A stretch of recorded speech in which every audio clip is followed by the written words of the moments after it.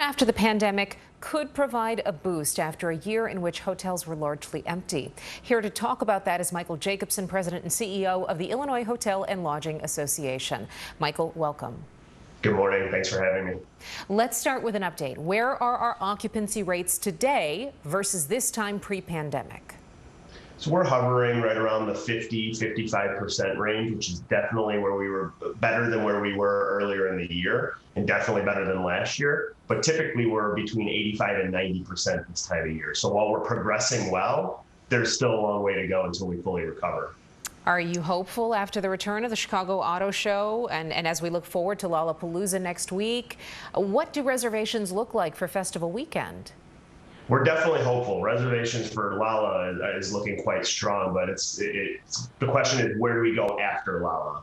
And the demand for leisure travel is definitely high. You see a ton of tourists going up and down the Mag Mile and Loop. Where we don't see the recovery quite yet is in the corporate business travel, and then of course the convention. It's definitely promising that McCormick Place is back open and hosting large events again. But until that business and business travel really ramps up, a market like Chicago, an urban market like where we are, can't start a true recovery until those two segments really rebound.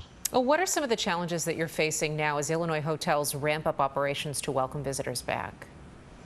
First is looking at a year of lost revenue. It's impossible to make up that year of lost revenue. And what we're seeing is banks were very forgiving during the pandemic, but now that we're 16 months into this, the leash is starting to shorten quite a bit, and they're starting to get a lot more aggressive in trying to get their back payments paid.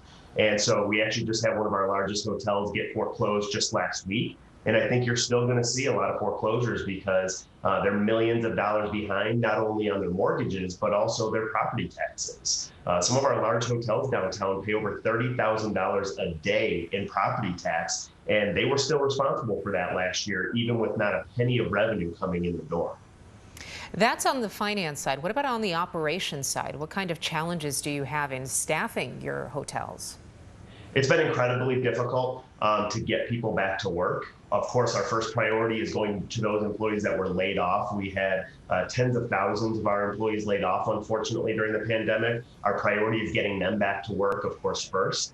But a lot of them are saying no for a variety of reasons, whether it's childcare, whether they left the industry, whether they left Chicagoland altogether and went to a state that was more open during the pandemic and that the hotel industry wasn't as dramatically impacted. So you're seeing just right now across Chicagoland, we have over 200 open positions in hotels. And actually just last week, we hosted a hiring event where we had over 150 people show up and people walked out with job offers on the spot. So if you're looking for a career, not even a job, we call it a career because there's a lot of advancement to advance through a career in hotels. And it has great pay and great benefits. There's definitely opportunity for you in hotels right now. Michael, the Illinois Hotel and Lodging Association is asking the city for $75 million in relief funds to help hotels to reopen. Tell me, what are these dollars used for, and how have discussions with City Hall gone? It would go almost exclusively to payroll and benefits. It would go to our workers. And our goal of this effort is to get more people back to work as quickly as possible. Because again, I mentioned most of our hotels were suspended altogether. They were shut down throughout the pandemic with no revenue coming in the door. So now that we're in a position to rehire people and ramp up our operations, it's not like they have a lot of capital sitting around to invest in rehiring 100, 150 people all at the same time. So it's really a bridge program to go towards pay and benefits to our workers. And in terms of our conversations with City Hall, I would say they're definitely encouraging. I think they realize the importance of getting our folks back to work. There's been no decisions made on how to use this federal funding that's coming to Chicagoland. And of course, there's a lot of competing interests, but we're hopeful that they see the value of not just getting people back to work, but when you look at historically who we employ and the segment of who we employ, it's predominantly women and predominantly women of color. We're proud to employ employees from every neighborhood across Chicago, and then of course the suburbs as well. So it's really a great effort to put more Chicagoans back to work, and we know that that's what's needed right now.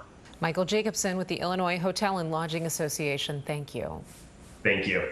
That does it for Our Chicago. Thank you for joining us. I hope you enjoy the rest of your weekend. Hey, if you like that video, be sure to subscribe to our ABC7 Chicago YouTube channel.